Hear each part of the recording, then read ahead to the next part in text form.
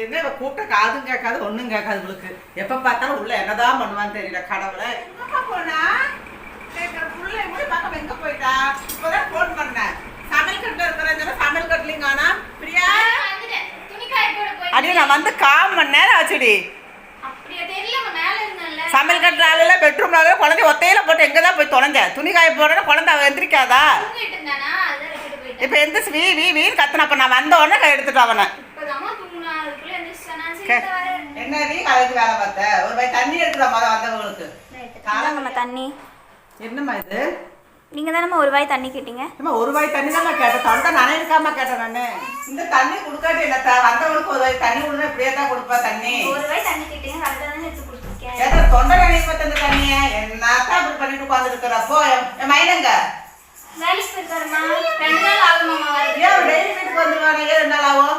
2 நாள் ஆகும்னு சொல்லிட்டு போனாரு. சரி காலம் என்ன சமைச்சு கொடுத்த? சப்பாத்தியும் ரசமும் கொடுத்தேன். அடிப்பாவி, சப்பாத்தி ரசமுமா? அப்புறம் எப்படி டெய்லி வீட்டுக்கு வருவான்? ஏமா இப்படி இருக்கு? அடிப்பாவி, என் மைனஸ் போன அடிக்கணுங்க. 2 நாளில் 10 நாள் தான் நான் வரமாட்டேன். சப்பாத்தி ரசம் அரைச்சி கொடுப்பாங்களாடி? ஏன்னா ஒரு வைக்க தெரியுங்கன்னா எங்களை ஒரு போன் அடிச்சு கட்ட வாங்க வாங்கப்பான்னு கூப்பிட்டா நான் வந்து வச்சுட்டு போறேன். தூக்கம் எடுத்துட்டு வா.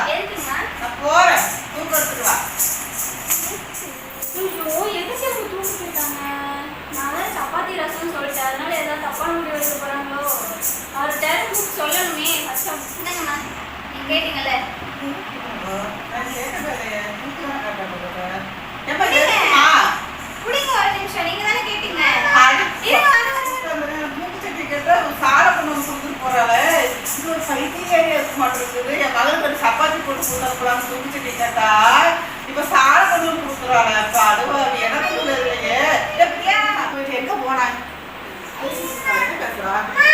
ஹலோ, ஏங்க உங்க அம்மா தூக்கு கேட்டாங்க. தெரியல, உங்களுக்கு சப்பாத்தி ரசமும் கொடுத்தேன் அப்படின்னு சொன்னதுக்கு ஏதோ தப்பான முடிவு எடுக்க போறாங்கன்னு நினைக்கிறேங்க. தயவு செஞ்சு வாங்க, சீக்கிரம் தூக்கு போட போறாங்க.